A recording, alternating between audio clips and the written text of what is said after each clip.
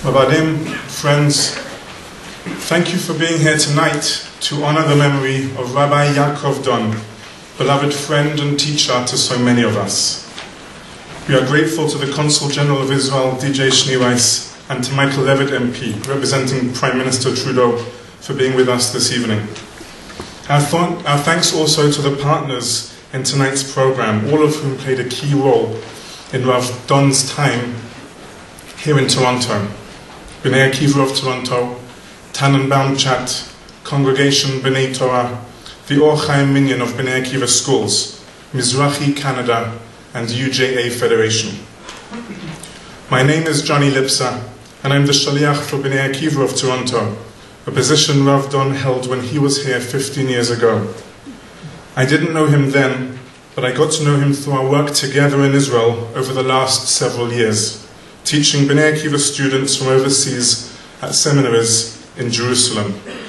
I last saw him just a few weeks ago while on a short visit back to Israel. Rav Don will forever be remembered for his warm personality and cheerful smile. He loved his students and inspired them. His memory lives on in those he taught. Every Thursday afternoon, Rav Don would drive to Ma'ale Adumim to study with his two sons who attend yeshiva there. It was the highlight of his week. A month ago, on that very journey, he was murdered shortly after leaving his home. Yaacov Don was the son of Holocaust survivors. His father, still alive today, witnessed the murder of his entire family in Hungary as a young boy, and now the murder of his son, just because he was a Jew. Rav Don taught at the Derech Avot High School in Efrat, as well as at various seminaries. He was the kind of teacher who loved his work and his students, taking great pride in their achievements. He spent 4 years here in Toronto as a shaliach.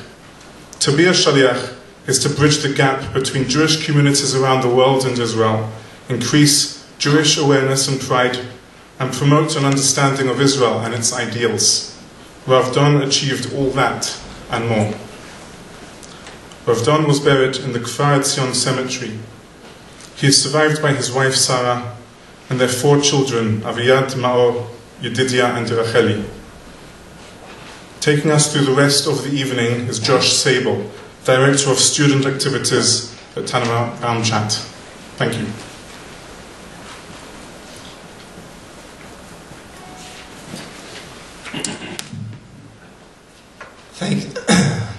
Thank you all for being here this evening. It's going to be a difficult evening for all of us in this room, but it's great to see so many people here who cared so deeply for Rabbi Don. 16 years ago, Rav Don and I were co-directors of student activities at Chat. I oversaw the general activities, he oversaw the Jewish activities. And at the time, we actually shared a desk, which would have been problematic for 2 people who didn't like each other very much. But luckily, like most of you in this room, I really liked Rav Don. I liked him a lot. In fact, I liked him right from the first moment that I met him. But I wasn't alone. Everyone liked Rav Don. He had a big, winning smile. His eyes squinted each time that he smiled. He had a heart that knew only warmth and kindness. He was a larger-than-life personality with a deep, booming voice. And that mustache. Who could forget that mustache? In the same year that we worked together, 2000 to 2001, he and his wife, Sarah, and their children moved out of their apartment building that all the Shlichim lived in at the time, and he chose to rent a home just a block away from here on Josephine Avenue. Ironically, it was only 8 doors away from where my family was living at the time on Palm Drive. And as much as he adored his Israeli colleagues, he wanted to live in the greater community. He wanted to live like a Canadian Jew. And he also wanted to daven here on Shabbat, here at Chaim. When he found out that we were going to be neighbors, his first question to me was, did he need a bigger shovel? And he was worried about having to manage the snowfall at his own property. And I told him, no problem, it wouldn't be so bad, everything would be fine, I'd help him out if I needed to. And then I remember a few months later, after the 5th horrible snowfall of the month, record-breaking snow, walking by his house, seeing him shoveling the snow for the umpteenth time that day, and he's had that twinkle in his eye, and he gave that little shake of that big finger to me, like you should have warned me.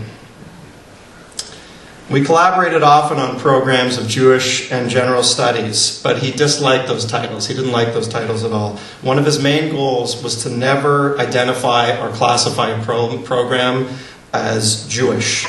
He didn't like to alienate anyone.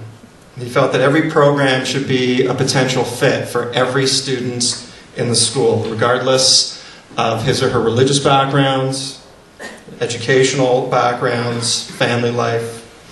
And at the time, our Jewish holiday programming used to be run by a committee. We called it Religious Affairs. And he despised that name too. He didn't like that it was called Religious Affairs. So he changed it when we worked together on student activities to something that he called Jewish Jive. He thought the new hip name would be more suited for our school community and would attract more students to the programs. And he was right. But he was usually right. Rav Don was truly a gift to our community, the Chat community, the Bnei Akiva community, and really to every community that he touched. The fact that he was able to inspire teenagers on 2 continents, perhaps more, to think critically, to explore Torah with genuine interest, and to help them begin the process of self-discovery is really a testament to his skill as an educator and his ability to see the world with those eyes wide open. He was a master teacher in the classroom, and equally important, he was a master teacher outside the classroom.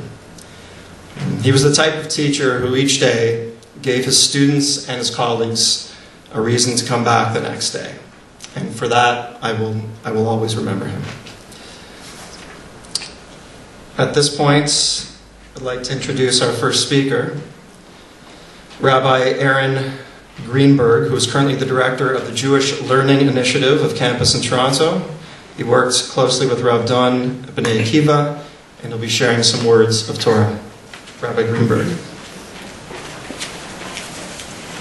Thank you.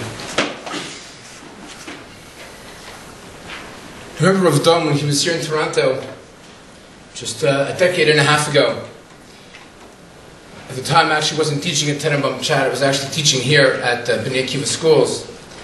And we often would exchange ideas about the commentary, about the Parsha, about Jewish education and the general Jewish Toronto community.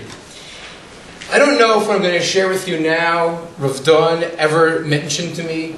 I don't even know if we even discussed this idea ever before. But I have a feeling it's something that would definitely resonate with him, and perhaps he would like to share. There's a well-known teacher that many of us have. And many of you don't even realize that this was one of your teachers, because almost every single Jewish educator, especially that lived in Israel, either had this teacher or their teacher was taught by this teacher. And her name was Nechama Leibowitz. Nechama Leibowitz always used to say, you have to take what the rabbis say very seriously, but don't always take it literally. See, in this week's Parsha, this week's Torah portion, there's something very peculiar that is mentioned. We know that Joseph and Jacob, they were separated for over 2 decades. And finally, after trial and tribulations of the ups and downs of life, Joseph tells his brothers, let's bring Dad to Egypt. Let's bring him back here. And he sends an enormous entourage of gifts and presents and horses and wagons. And when Jacob hears, when Yaacov hears that Joseph is still alive, he can't believe it. He can't believe it. He's shocked. And then the Torah says, Vayar et hagalot, he sees the wagons, and he's finally appeased. Rashi, who actually quotes the Midrash, says, do you know why Jacob was appeased after seeing the wagons? Jacob was appeased after seeing the wagons because he remembered the last thing that he learned with his son Joseph 22 years ago. What was the topic? The topic was about the calf, the Egla Arufa. And by seeing the wagons being drawn by these calves, he said, oh yeah, it must be, this is really Joseph, because that was the last thing I learned with him. That's strange. What do the rabbis want to tell us? What do they mean? What insight are they trying to provide? I think the message is a very powerful one. There's actually, I think, perhaps two messages. One, in Egla Arufa, without going into too much detail, is essentially about the leadership taking responsibility for something that was done in their own community. That clearly was something that Joseph wanted to demonstrate to his father that he's willing to do, and that is to take responsibility. But the next message is even more powerful. And that is, Dad, Yaacov, my master teacher, my master father, remember what you taught me. I remember throughout my years in Egypt, throughout my years in the diaspora, throughout my years not living with you, I remember like yesterday what we were discussing, because you left an impact on me. What Yaakov taught Yosef, Yosef remembered and recalled. Very similar to Rabbi Yaakov Dan. He might have been here over a decade and a half ago. Almost an entire generation. But he left a tremendous impact on everyone that he truly encountered. And why? The Torah tells us we have a responsibility. We know we have to teach our children. Why is it? How is it that we're able to teach something to our children, to our grandchildren? The answer explains the Al-Sheikh, a commentary from a few hundred years ago. The answer is only V'avta et Hashem Elokecha. If you teach with love, if you teach with passion, then it gets remembered. If you teach with energy and with enthusiasm and being real, that is how we transmit Torah messages and Torah values. That is why Yosef remembered what Yaakov Avinu taught him. And that is why we are all here this evening. Because we remember what Yaakov Dan taught us. Through his classes, through his shmoozes in the staff room, through shmoozes on professional development day in the community, and just running into him perhaps in shul or at the shopping mall. We all remember his infectious smile, his incredible heart, and his love for every single Jew, for every single person that he ever met. Tehei Nishmato Baruch.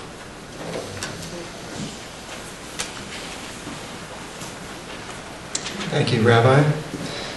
Now I'd like to introduce Rabbi Milevsky, who's the rabbi of the congregation Bnei Torah, where Rav Don used to pray, and he will lead us in the memorial prayer. Rabbi?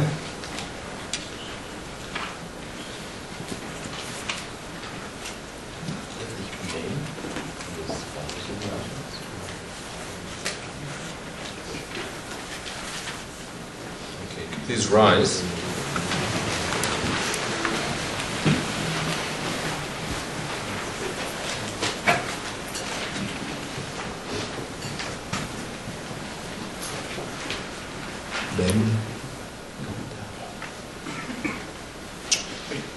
El Molel Rachamim Shechein Bamromim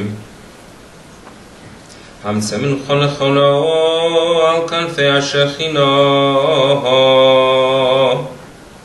B'ma'alos Kedoshim U'Tahorim Kezar Harakim Azihirin Es Nishmas Arav Yaakov ben Yehuda Shehalach Loilahamo. Bahavu sharachtu mispalalim balaskoras nishmaso began Eden tehei menuchaso v'chen balo achamim yastiro v'sesa knafav loilomim v'yitzro b'tzro Chaim es nishmaso Adonai hu nachalaso v'yonuach b'shalom al mishkavo v'noimar omein.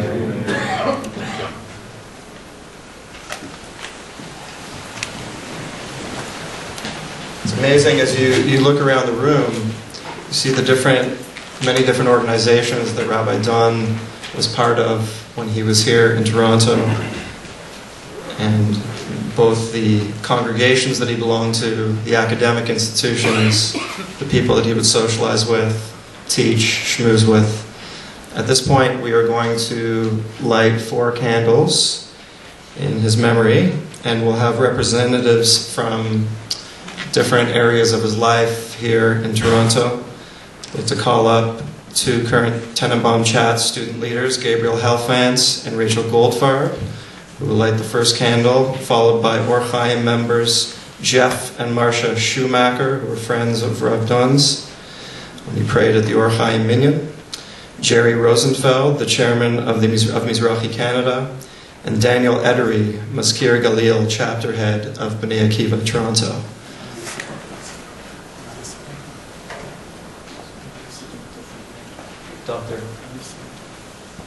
Dr. Alyssa. I missed it, I'm sorry. I apologize.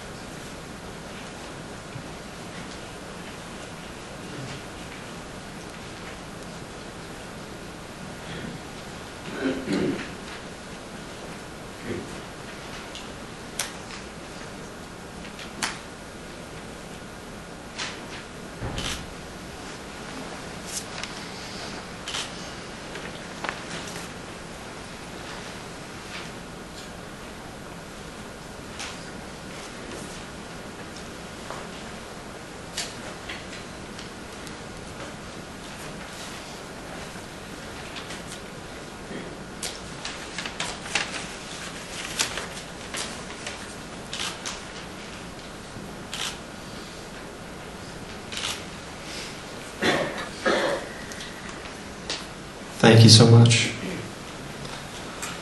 We'd now like to call upon the Bnei Akiva School's Yeshivot Or Chaim choir, who will sing for us Achenu.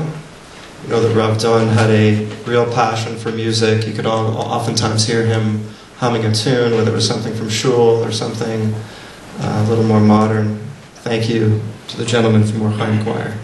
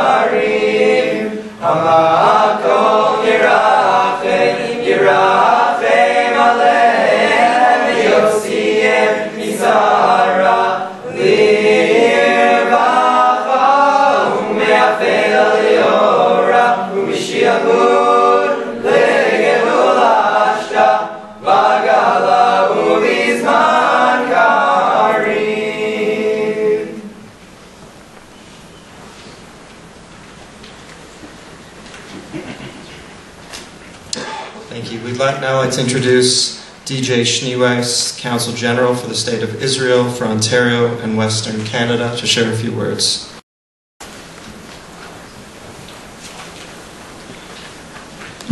Thank you. It's an honor to be here tonight to officially represent the State of Israel at this memorial event. And I'm glad to have the opportunity to acknowledge Michael Levitt MP, who's here officially representing the Government of Canada. This is an evening about how Canada and Israel share many things. There's one thing that I don't share with everybody in the room, I think, sets me a little bit apart, and that is I did not know Yaacov Don. Everyone here, I think, did. I didn't.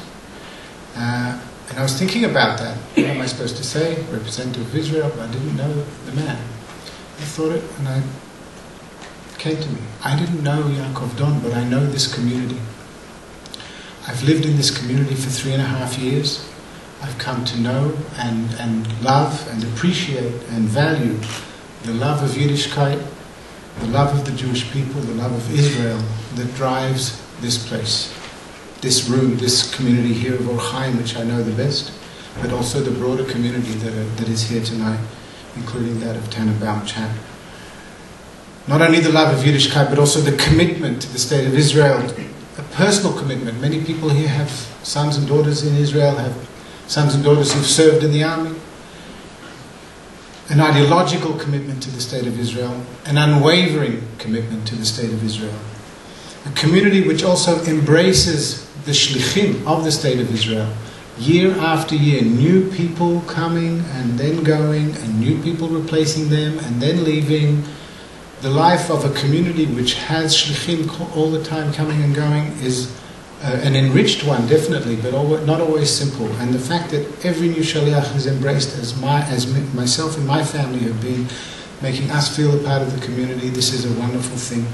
I'm really pleased to have the opportunity also to commend the generosity of people, so many people here in support of the Don family and other victims of terror. And you see on your program some of the ways that can be expressed. So thank you for the concern, the solidarity, the prayers, and for coming together tonight to strengthen us and to strengthen each other. Having been given the opportunity of speaking, I'm going to share 2 quick thoughts. Firstly, we're focusing on how Yaacov was killed. Firstly, it's not new to anybody here, but it bears repeating that the government and the people of Israel remain determined to fight, to stop and end the terror, to protect our citizens from it. We are determined to hold the perpetrators to account, to find them, and to make sure that they're brought to justice if that hasn't yet happened. And we're also determined to keep living our life, to keep being who we are. This community knows these commitments, this determination, as well as any community in the world. There is and there will be no flinching in the face of this terror. A second thought, though, terror is not an abstract, it's not a passive phenomenon, it's not something that just happens, and it's not something that happens automatically because Israel decides perhaps to build a new building, or to make a new announcement, or to insist on its own rights regarding the future resolution of our conflict. Terror is driven by animosity, it is driven by people who feed and seed that animosity. Leaders, whether they're radical, extreme Islamic leaders, or whether they are Palestinian political leaders, but the perpetrators and the facilitators of the terror are real people with real volition, choice. People who have to be held accountable for their moral choices. And this is something that we demand of everybody who we speak to, be it in government, be it in academia, be it in the media, everywhere. That there is no free pass for someone for the crimes that they commit, that they choose to commit, just because their circumstances may be less than ideal. That's not good enough. It's not good enough for our Western way of life. It's not good enough if we really want to bring peace and some sort of resolution to Israel and to our relations with our neighbors. Bottom line, we, the Jewish people, Israel, it would appear that we, and we know this already for many, many decades, we are the victims. We are the victims of this hostility. We are the victims of the incitement and of the determination to deny us our basic rights.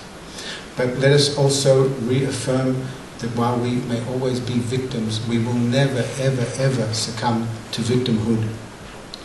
We will continue to work together rather than succumbing to that victimhood, but we will continue to work together. We will keep building, we will keep teaching, we will keep giving, we will keep sharing, we will keep believing, hoping, acting, all to ensure the strength and the unity of our people, the strength, unity and vitality of the State of Israel, and to ensure also that we realize all the things that Yaacov Don and all the victims of terror and the fallen wished and worked for themselves, for their families, and for us all.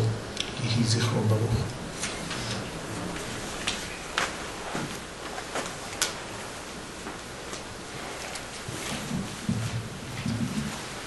Dr. Daniel Held is the current executive director for the Julia and Henry Koshitsky Center for Jewish Education at the UJA. He was also a student at Tanenbaum Chat when Rav Don taught at our school. And I think Daniel really represents, in many ways, everything that Rav Don wished for and hoped for in inspiring young minds. Daniel went on to be a teacher of Tanakh as well, of Torah, and is a very inspiring leader in the Jewish community, in the world of Jewish education. And we're going to hear from him now. Daniel?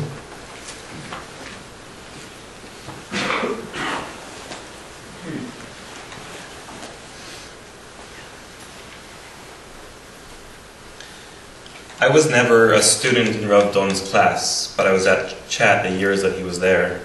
He never took attendance for me and marked me present or more likely absent. He never marked my tests or my exams, but he was my teacher. And what's profound for me is that all these years later, even though my time with him was really in the hallways at Chat and then in visits to his home in Israel afterwards, all these years later, I really feel that he was my teacher. And for me, as an educator and really as a person, the most enduring lesson was that he didn't teach Tanakh or Rabbinics or Gemara, but he taught students.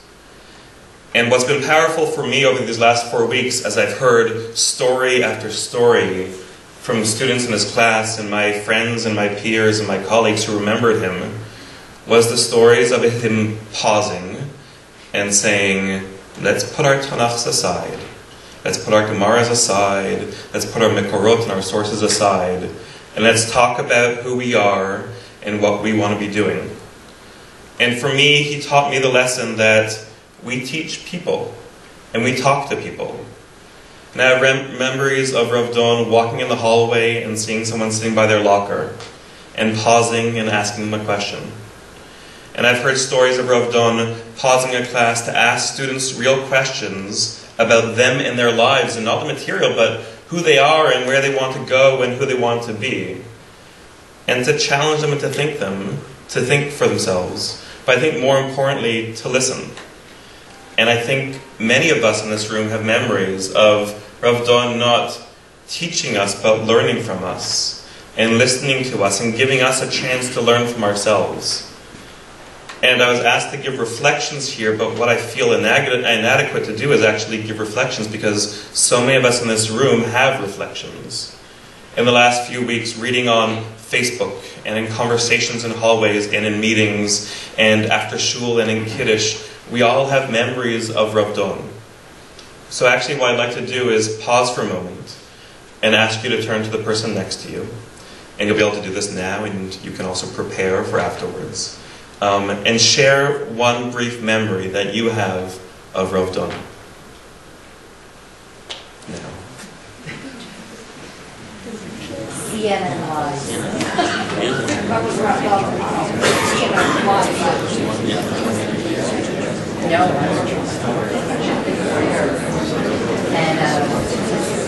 One more.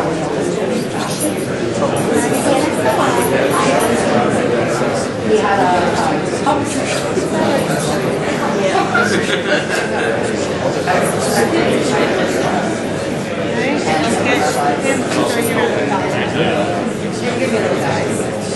and I said to Rav Don, I said, I said, what am I going to do? Trying to get a to leave.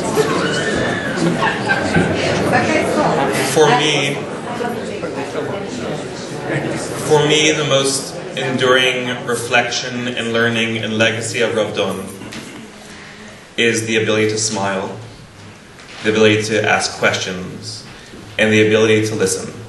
Because for me as an educator, those are the messages and the lessons that I took from Rav Don and have brought into the rest of my life and the rest of my learning. And hearing from my friends who were in school with me, those for us are the things that inform our lives, no matter if we're working in education or finance or medicine or any other field. Those lessons of being able to listen, ask, learn, and smile, perhaps not with a mustache, are things that for us are really powerful and have carried with us and brought us into this room even 16, 17, 18 years later.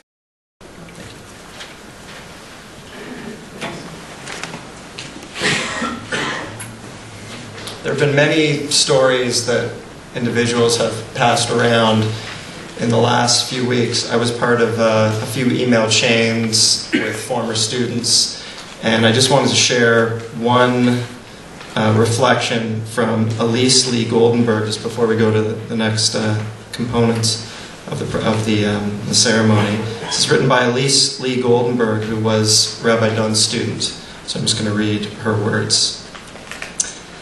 In grade 10, I had a teacher who was supposed to be teaching Tanakh, the written Torah. I was having much difficulty in the class. I couldn't grasp the material, couldn't understand what the teacher was trying to say. And I was afraid that I was unteachable in the subject. It was an absolutely miserable time. I went to the guidance department to try and figure out some way to salvage the remainder of the year.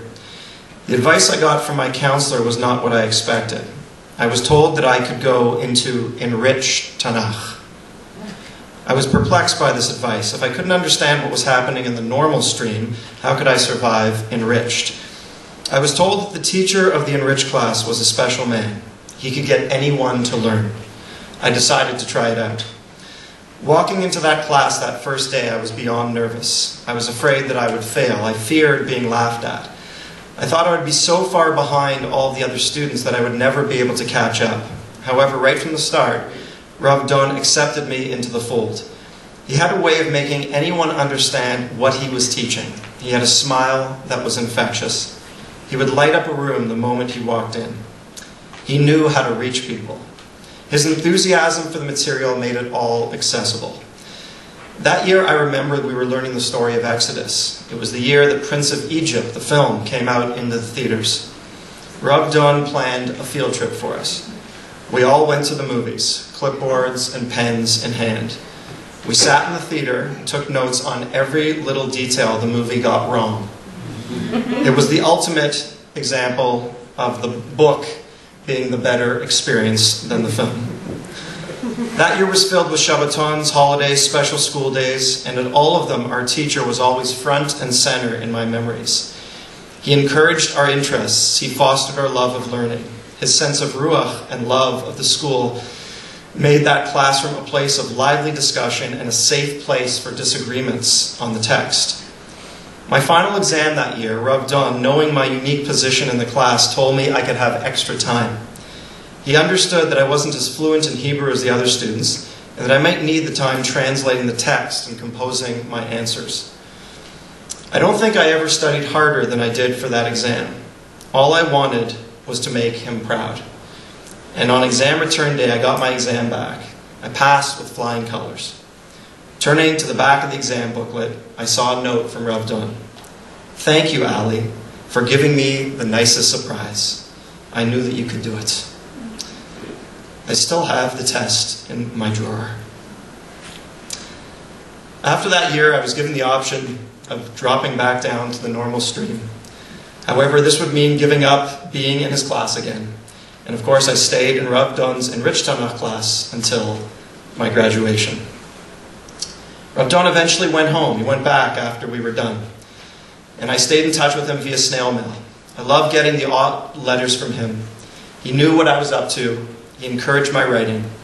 He was a special man, an incredible educator, father, a husband, a friend. Thank you, Ali. Or Elise, as she goes by now. When I taught her, she was Ali. She's an adult now. At this point, we'll direct our attention to the screen. There are two video messages. The first is from Rabbi Rafi Ostrov, a friend and neighbor of Rav Don's from Alon Shvut in Israel. The second is from Rabbi Hillel Van Leeuwen, educational director of World Mizrachi, friend of Rav Don's, who worked with him for so many years, both in Toronto and in Israel.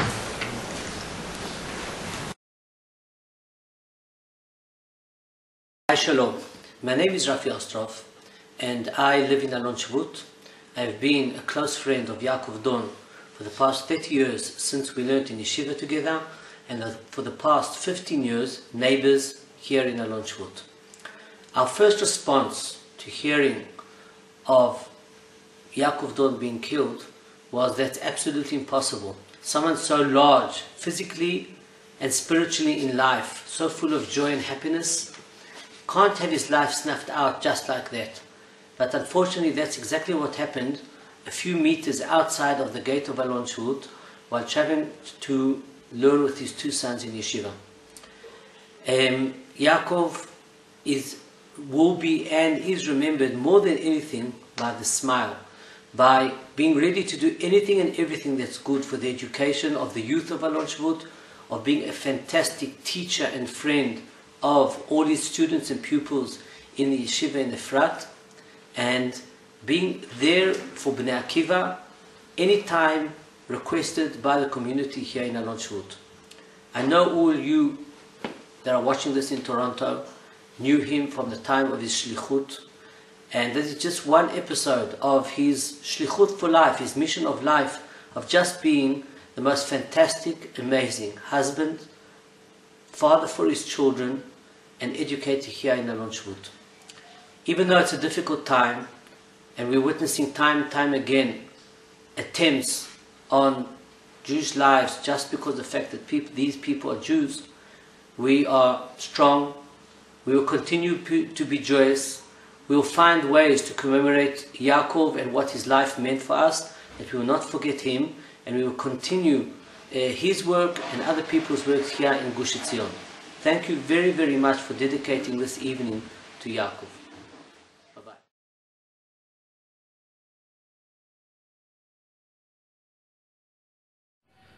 Rav Yaakov Don, Hashem Yikom Damo, was a good friend and a special man with a huge heart. He knew the secret to education, which is real unconditional love, accepting people as they are, loving everyone. He had the special ability to be very thorough and demanding, even somewhat of a perfectionist, I would say, without being daunting and fawning. It's not something too many people know how to do. We first met in Toronto, a chat where Rav Yaakov was able to lead Israel education of sorts, with a lot of humility. And I know personally that many students, many alumni kept warm contact with him after graduating and came to visit him and Sarah in his house in Alon Shvut. I had the special merit to have Rav Yaakov work with me at Midrashet Yehud for 8 years, where he did wonders, both in class and outside of the classroom. Informally, him and Sarah hosted many girls over for Shabbat. In the classroom, Rav Yaakov was amazing. He led projects of writing articles in Tanakh. He saw teaching in Hebrew as an ideal, Ivrit Kala. It was very important for him that the girls will actually be part of the learning process and not just be spoon-fed in class. And that's how he was, with his big mustache and huge smile and warm heart. He was able to get the girls involved and actually do good learning. On a personal note, I would just say that there's some people who help when it's needed because it's needed, and some people do it happily as a way of life. Both Yaakov and Sarah are of the latter type, and they're tremendously supportive in any way they can to so many people.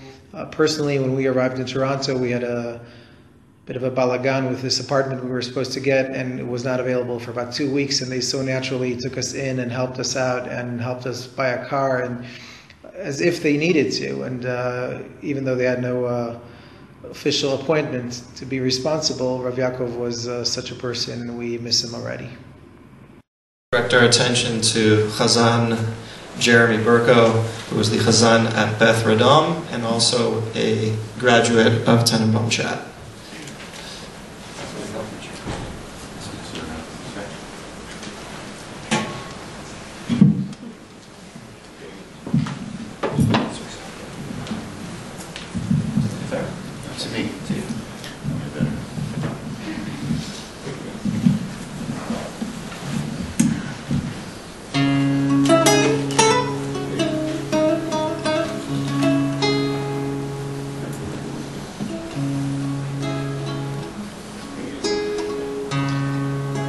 You all sing with me.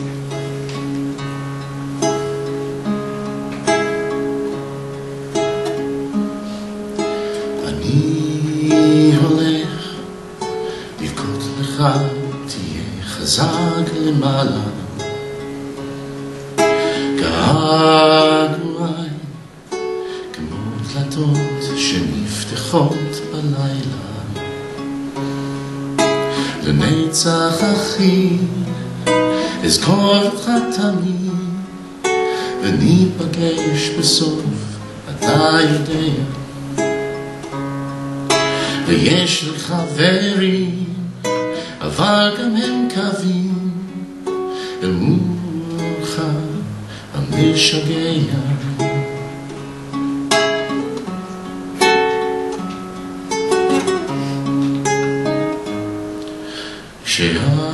כשהעצובים הולכים לים, לכן הים מלוח. וזה עצוב, שלחזיר ציון אפשר גדוע. ולנצח אחי, אזכור אותך תמיד, וניפגש בסוף, אתה יודע. ויש לי חברים, אבל גם הם קווים, אל מולך המשגע. כמו הגלים, אנחנו מתנפצים, אל המזח, אל החיים. כמו הגלים, אנחנו מתנפצים, אל המזח, אל החיים.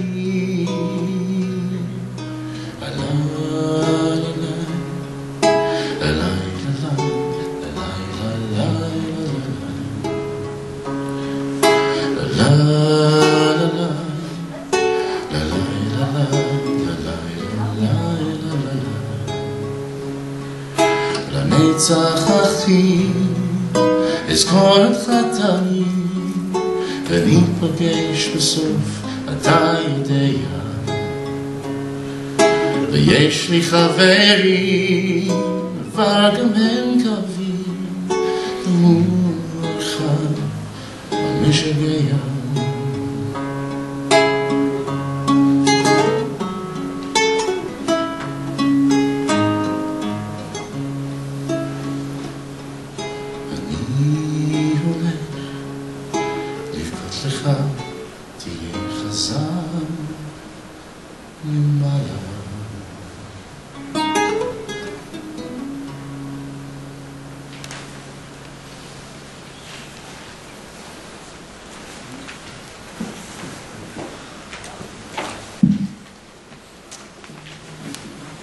Many of our thoughts and prayers have gone out to Rav Don's family over the last few weeks, his amazing wife Sarah and their 4 beautiful children.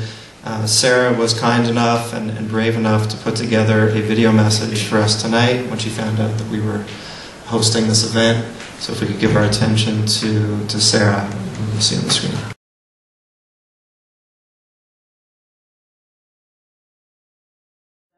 From our home in Israel, we want to thank you for your warmth, your hug. We really feel that your words that you write us, the letters, everything gives us a lot of strength, and we really thank you for that. During the years we were in Canada, we had a great chance to be a part of a beautiful community, and the years have passed since we came back. Yaacov and I used to really remember in a very sweet way, and we had a really warm spot for the years we spent in Toronto, the students we met, the people we met, the congregation we met, and we thank you for that. We really hope that we shall all have a lot of smachot, and thank you for giving us so much strength, and we really wish everybody all the best, and we hope that we'll have a lot of nechamot, and you're welcome to come visit us here in Israel. Thank you so much.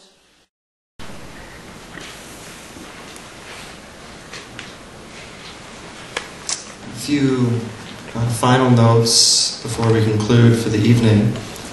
Firstly, there is a book in the back, and if you have a few moments on your way out, we'd ask everyone to please sign the book. The book will be sent to the family of Rav Don, so if you could take a moment to sign the book at the back, that would be a real mitzvah. On the back of your program, there are 3 really important and easy to access options for donations. For those of you who'd like to contribute, you'll see the 3 specific funds that are noted on the back of the program. Even if you yourself have already made a donation, perhaps if you could take that home and share that information with people in the extended community so that people know about what their options are. We all like to give from the heart and be supportive in these trying times, and perhaps one of these foundations or funds will speak more to you or a different friend will speak to another friend. We'd like to thank, first of all, everyone here for being part of this evening. Whether you knew Rav Don through prayers, through shul, through synagogue, through a minyan, through an educational venue, personally, or whether you're just part of the greater community and you chose to be part of this evening to show your support for the Don family and for the people of Israel. We thank you for being part of it. Thank you to everyone who helped put this evening together, people from Mizrachi, amazing work by all the people at Bnei Akiva, the Bnei Akiva schools for the venue and the setup this evening, people at Tanenbaum chat, friends and students of Rav Don for their support. Specific thank you to Johnny Lipser and Rav Ilan Mazer for coordinating this entire event this evening. Thank you so much for doing that. When we conclude in here, there will be some light refreshments down the hall in the lunchroom, and we will be davening Mariv right here as well.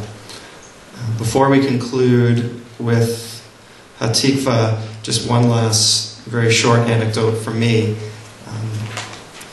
As someone in education, we try on a daily basis to teach a lesson that people will hold on to, that they'll hold on to for a moment, 10 minutes, an hour, perhaps a week, a month, a year. And you never really know, as an educator, what goes in one ear and what goes out the other, and what stays with someone. You really don't know. There's a lot of hit and miss, and sometimes you have what you think is a great lesson, and students forget about it the next day, and sometimes you say something just in passing, and it stays with someone for the rest of their lives. And I had one of those moments with Rav Don, where he was teacher and I guess I was student. And it was the last lesson I remember learning from him. We were at a farewell party for him and for Sarah, and it was at a student's house. And oftentimes students would organize these parties for Shloshim on their last day or last week in Toronto. And I remember Rav Don got up to speak, and he said, "Thank you for letting me be your teacher and for sharing so many great moments together and opening up your hearts to me." And he said, "But the final lesson that I'm going to leave you with is I'm going home." And he said, "Of all the lessons that I will teach you, or I have taught you in the last 4 years, that's the most important lesson, is I'm going home."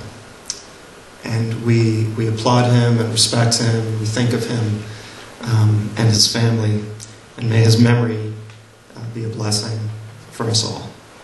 At this point, if we could please rise for Tikva led by the Bnei Akiva choir.